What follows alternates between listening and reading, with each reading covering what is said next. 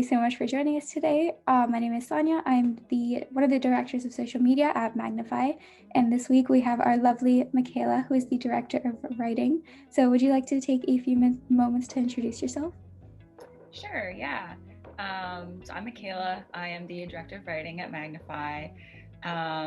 Let's see. I am a Stanford grad. I graduated in June 2020.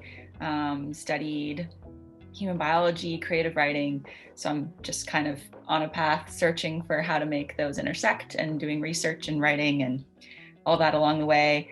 I am a former NCAA athlete. I played basketball at Stanford and for Team Canada when I was a teenager. Yeah, I guess that's it for me. Awesome. So you mentioned like studying biology, and I think you said that you were kind of working with sport psychology. So Yes. can you talk about how you kind of got into that field or how you found it? Yeah, so I guess being an athlete, I was very interested in the mental aspect of the game, and how I've personally struggled with that and how I've seen my teammates struggle with that at times. So I was really interested in that. And my major, I knew I wanted to go somewhere into psychology, biology, neuroscience. And so that was my major was human biology, and I concentrated in brain behavior and mental health. And then a lot of the projects and papers and research that I did in college and that I'm doing now are kind of like specifically narrowed into sports psychology. So I've really, really enjoyed learning about that because it's definitely helped me performance wise. That sounds really cool, and I'm glad you found something that's like related to your own life. Could you speak about like what sports psychology really is, or like what it encompasses for people who might be less aware of how it works? Yeah, so sports psychology can mean a number of different things. It's really just kind of getting into the mental performance side of being an athlete.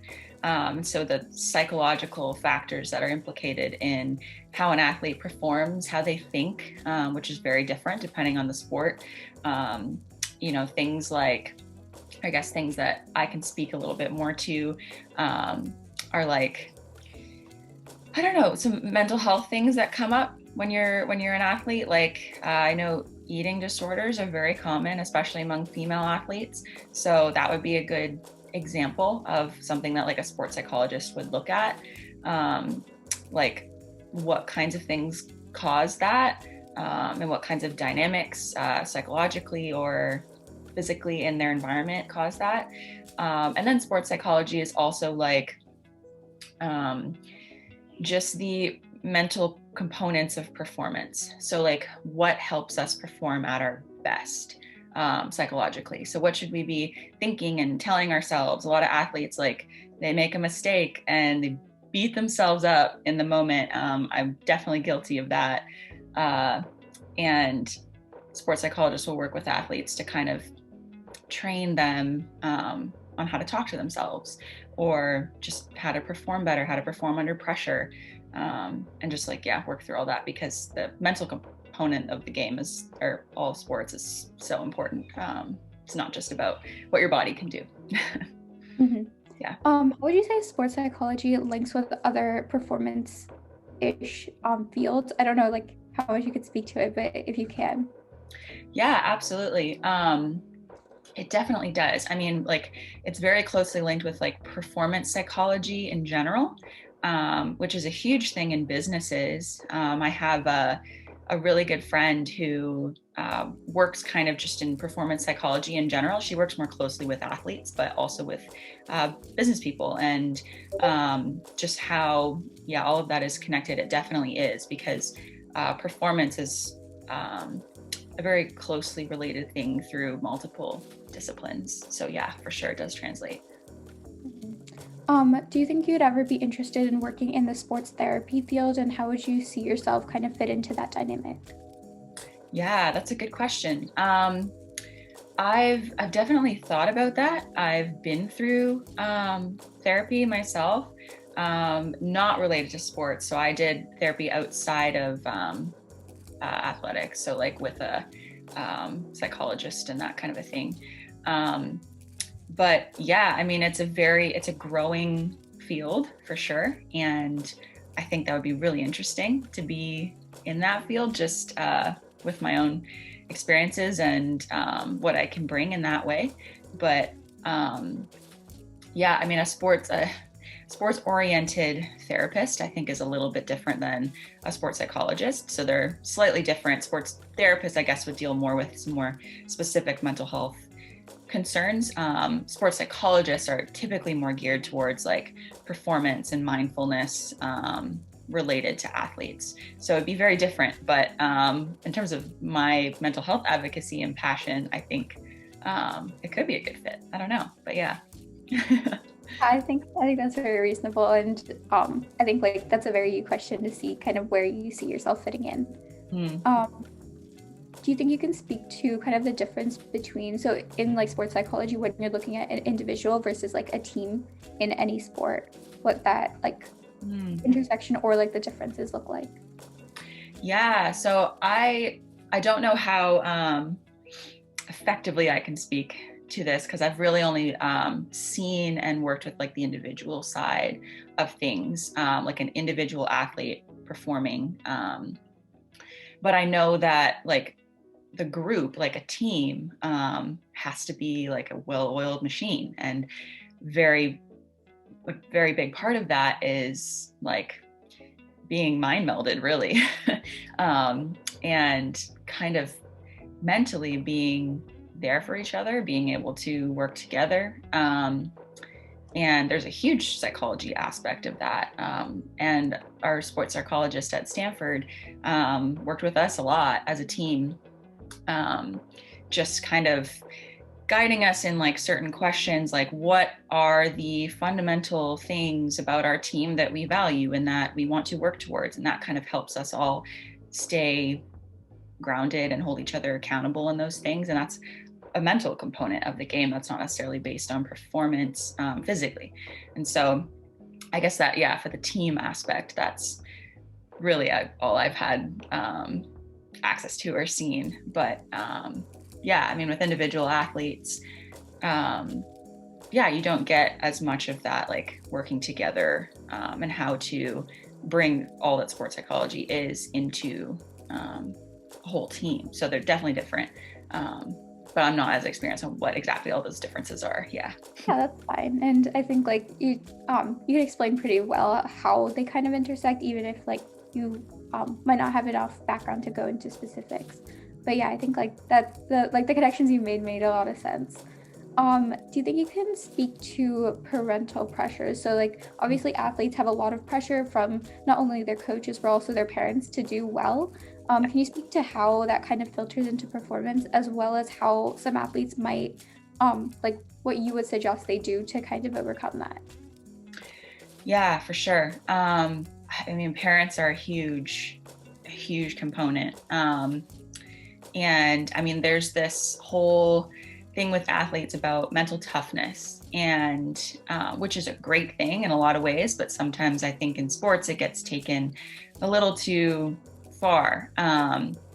And that's definitely something that it's a standard that athletes are held accountable to, like kind of leaving all of your baggage at the door when you come in and fake it till you make it.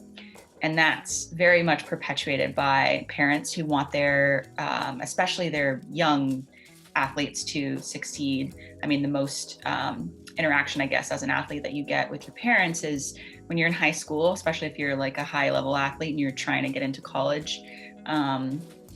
So there's that, and that pressure is definitely placed. And I know there's some instances where parents want it more maybe than their kid does, which is really hard because as an athlete you want to succeed for the most part personally, but you also don't want to let anyone down. And so there's that pressure, and I think some of that is upheld by coaches sometimes, and it's a very hard standard to meet, to always be able to perform and always be able to just, I don't know, leave everything at the door. And it's, yeah, there's, yeah. I think you initially asked about like the difference between like parents and stuff. But but I think it's a very general standard. Yeah, I guess I'm trying to think with parents, like, especially that transition to college, I think is really hard, because your parents aren't as much, they're not present as much in your training and competition and that kind of a thing. And so psychologically, that's a bit weird. You're kind of being guided by a coach and more often, and that same person for like 4 hours a day versus, going home, seeing your parents and kind of being pulled away from that. It's your environment becomes a consistent environment. And so that's definitely weird. And then, parents kind of talking to coaches about like, oh, my kid should play more. And yeah, there's some interesting dynamics, and it's definitely hard for the athlete to kind of parse through that. Yeah. Mm-hmm. Yeah, and I think that also filters into, especially if you look at like men's sports, men are supposed to hide their emotions more, and I think part of that comes from like that toughness that they're supposed to show during the game. Absolutely. Yeah. So I kind of wanted to segue to some of the blog posts you've written. So you talked a lot about how like athletes are supposed to hide their emotions, keep everything like under the covers and everything. So you wrote your first Magnify Monday blog post was about the theory of hope. How would you say your writing, especially in that blog piece, connected with your experiences in sports or researching the mental health component of sports? Yeah, it's a really good question. I think being an athlete has taught me to look at things differently at times. It has definitely taught me to be tough and has given me an ability to,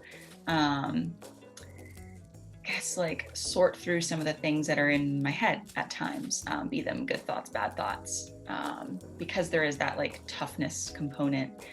So I think I've just learned to channel it a different way versus like, oh, I need to bottle it all down, which is definitely what I did at first, because I had to uphold this like standard of performance, consistent performance. And that obviously didn't work out super well. It doesn't for everyone if you don't take time to go through your thoughts and go through what you're thinking while you're playing and otherwise. So I guess I've learned to channel that kind of toughness component in a different direction where I'm being more mentally tough in addressing the things that I feel and think about myself, my performance and whatnot. And so in terms of hope, I think advocacy, and I think I talked about that a little bit in that article, advocacy and going through my own thoughts and seeing where they would be relevant in advocating for mental health, that gives hope for sure. At least it gives hope for me. I think it gives, hopefully, fingers crossed, it gives hope to other people too, whether you're an athlete or not.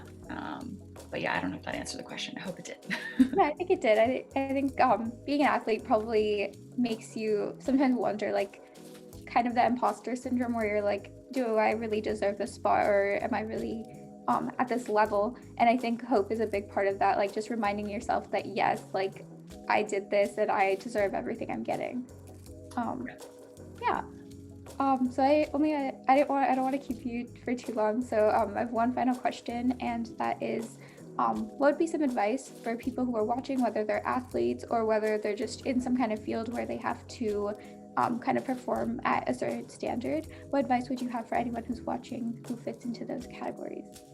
Yeah, I would say consistent good performance is a really good thing, and it's a really needed thing, of course, but that comes with the caveat of you need to also make time to look out for yourself and sit with some of the more difficult thoughts that you have, whether that's related to performance or some more complicated mental health concerns. All of those things are important. And I mean, toxic positivity is definitely a thing. There's a time to be like, I need to see the bright side of things right now and try and find silver linings. But there's also a time to be like, no, I'm not super okay right now, and I need to sit and deal with that and think through that. And that's totally okay, especially if you are expected to be a high performer. It is okay to step away. And that's much easier said than done. But if we all keep talking about it, and holding coaches and parents and whoever else accountable, I think we'll be in a good spot. So, yeah. Yeah, I think I saw this one quote that was like, if everyone learns to accept that sometimes we're not okay, then maybe we'll reach the standard where we realize that it's okay to talk about that, and we don't have to just like perpetuate the notion that everyone has to be fine all the time. Yeah, I love that. Yeah. Mm. Great. Thank you so much for talking to me today, and I hope you have a wonderful rest of your day. Thank you. You too.